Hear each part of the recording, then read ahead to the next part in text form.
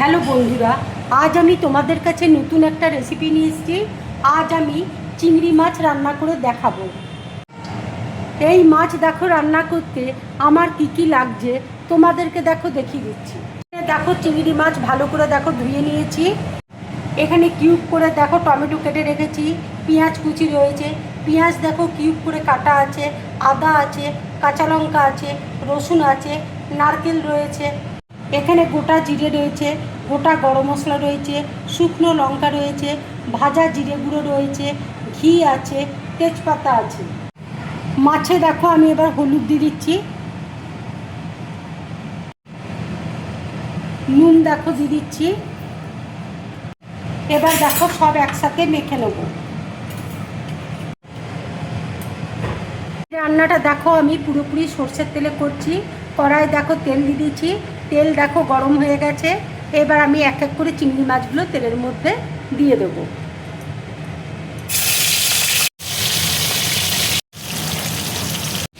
মাছটা ভাজা হচ্ছে, এই দিকে আমি মশলাটা বেটে নিচ্ছি।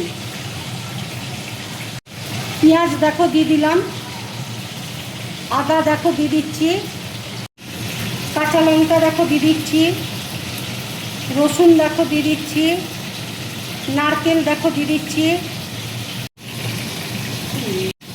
অল্প করে জল দিয়ে আমি পেস্ট করে নেব। মিক্সিতে পেস্ট করে নিয়েছি। মাছটা ভাজা হয়ে গেছে, এবার আমি তুলে দিচ্ছি। মাছগুলো সব ভাজা হয়ে গেছে।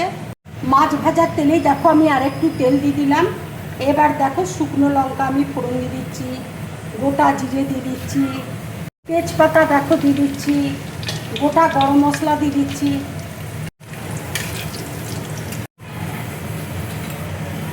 এবার বাটা মশলাটা আমি দিয়ে দিচ্ছি। মশলা ধোয়া জলটা দিয়ে দিচ্ছি।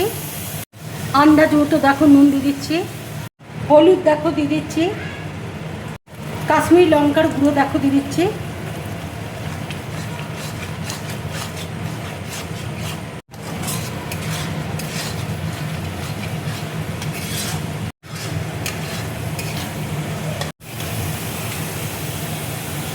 এবার টমেটো দিয়ে দিচ্ছি, ক্যাপসিকাম দিয়ে দিচ্ছি, কিউব করা পেঁয়াজ দিয়ে দিচ্ছি। মশলাটা আর একটু কষিয়ে নেব।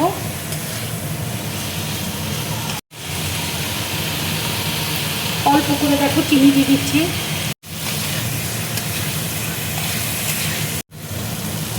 এবার চিংড়ি মাছ দিয়ে দিচ্ছি।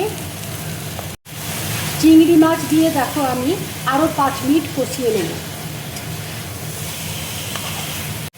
5 মিনিট আমি কষিয়ে নিয়েছি।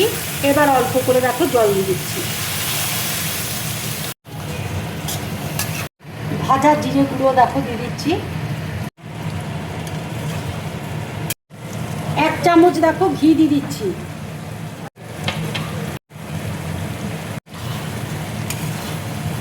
এইভাবে চিংড়ি মাছ রান্না করে তোমরা গরম ভাতের সাথে খাবে, রুটি পরোটার সাথে খাবে, খুব ভালো লাগবে খেতে। রান্না হয়ে গেছে, এবার আমি গ্যাসটা অফ করে দিচ্ছি। আমার এই রান্নার রেসিপিটা যদি তোমাদের ভালো লাগে তাহলে লাইক করবে, শেয়ার করবে, আর ড্রিম ব্লগ চ্যানেলটাকে সাবস্ক্রাইব করবে। তোমরা বেশি করে কমেন্টস করবে, তাহলে আমার খুব ভালো লাগবে। নমস্কার।